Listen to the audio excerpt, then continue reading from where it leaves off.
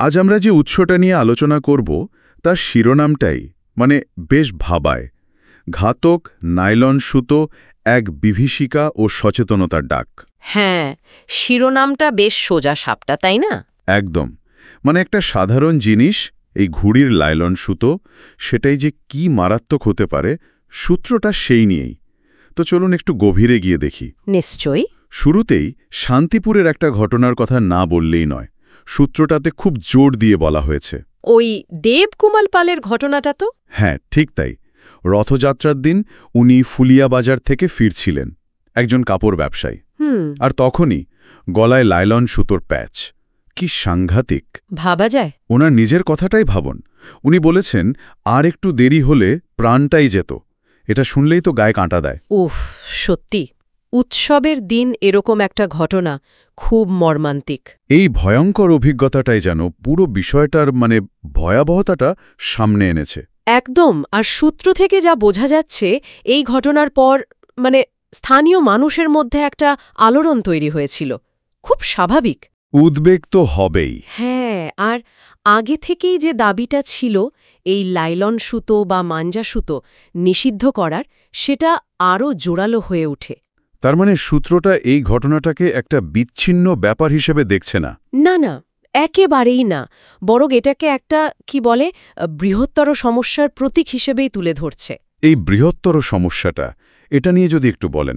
উৎস বলছে শুধু দেবকুমারের ঘটনাই নয়, বিপদটা আরও অনেক গভীর। ঠিক। সাধারণ মানুষ তো বটে, পশু পাখিরাও নাকি এর শিকার হচ্ছে। কিভাবে? হ্যাঁ, হচ্ছে তো। সূত্র অনুযায়ী সমস্যাটা অনেকগুলো দিকে ছড়িয়ে। প্রথমত, এই সুতোটা সাংঘাতিক ধারালো আর শক্ত। মানুষের চামড়া কেটে ফেলাটা এর কাছে কিছুই না, যেমনটা দেবকুমারের ক্ষেত্রে হলো। একদম। দ্বিতীয়ত, ধরুন গাছে বা বিদ্যুতের তারে যে সুতোগুলো আটকে থাকে, তাতে জড়িয়ে কত পাখি যে জখম হয়, মরেও যায়, তার হিসেব নেই। ওহ, এটাও তো ভাবার বিষয়। আর তৃতীয়ত, এটা তো সহজে নষ্ট হয় না, পচে যায় না বা মিশে যায় না। ফলে পরিবেশে একটা দীর্ঘস্থায়ী বিপদ হয়ে থেকে যাচ্ছে। আচ্ছা। এজন্যই তো সূত্রটাতে প্রয়াসের মতো সংগঠন বা পরিবেশকর্মীদের উদ্বেগের কথা বলা হয়েছে। মানুষ, পশু পাখি, পরিবেশ সবাই এর শিকার। সত্যি, একটা নিরীহ দেখতে বিনোদনের জিনিস যে এতখানি সর্বনাশা হতে পারে, ভাবা কঠিন। সেটাই। তাহলে এই অবস্থায় দাঁড়িয়ে একদিকে ঘুড়ি ওড়ানোর মতো পুরনো একটা ঐতিহ্য বা বিনোদন বলুন, হ্যাঁ, অনেকের কাছে তো এটা খুব প্রিয় একটা শখ। আর অন্যদিকে এই মারাত্মক বিপদ। তো সমাধানের পথ কি? সূত্র কি কিছু বলছে এই নিয়ে? হ্যাঁ, দুটো প্রধান পথের কথা উঠে এসেছে সূত্রটাতে। কি রকম?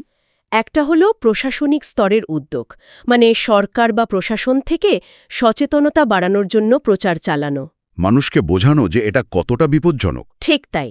আর অন্যদিকে প্রয়াসের মতো যে সামাজিক সংগঠনগুলো আছে, হ্যাঁ, তাদের কথা তো আগেই বললেন। তারাও একেবারে সাধারণ মানুষের স্তরে নেমে কাজ করছে।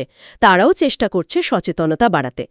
একটা ওপর থেকে নিচে আসছে, আরেকটা নিচ থেকে ওপরে যাচ্ছে, এই রকম আর কি। বুঝলাম। দুদিক থেকেই চেষ্টা চলছে। কিন্তু শুধু প্রচার বা সংগঠনের চেষ্টাতেই কি কাজ হবে? সাধারণ মানুষের কি কোনো ভূমিকা নেই? আছে তো, অবশ্যই আছে। আর সূত্রটা সেটার ওপর জোর দিয়েছে। কি করতে পারে সাধারণ মানুষ?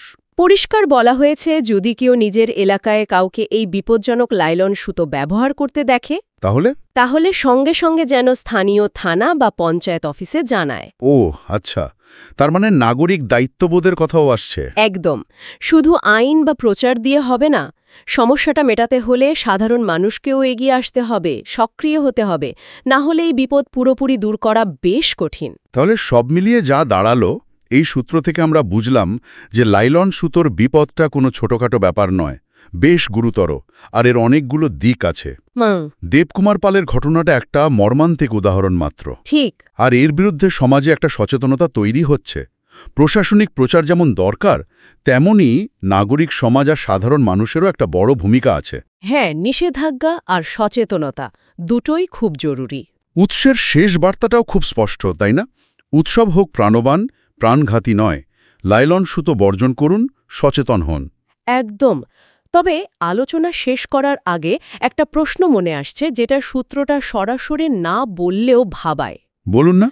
যখন কোনো ঐতিহ্য বা আনন্দের উপকরণ, যেমন এই ঘুড়ি ওড়ানো, সেটা জনসাধারণের নিরাপত্তার জন্য এমন ভয়ঙ্কর হয়ে ওঠে, তখন সমাজ কিভাবে ব্যালেন্স করবে? মানে ঐতিহ্য আর নিরাপত্তার মধ্যে ভারসাম্য। হ্যাঁ, আনন্দের অধিকার একদিকে আর জীবনের সুরক্ষার অধিকার অন্যদিকে। এই টানাপোড়েনে মানে ব্যক্তিগত সতর্কতা আর সামাজিক দায়িত্বের সীমারেখাটা ঠিক কোথায় টানা উচিত? খুব গুরুত্বপূর্ণ প্রশ্ন। নিরীহ দেখতে একটা জিনিস যখন এমন প্রাণঘাতী হয়ে ওঠে, তখন দায়টা কার? এই প্রশ্নগুলো বোধহয় আমাদের সবারই একটু ভাবা দরকার। সত্যিই ভাবার বিষয়।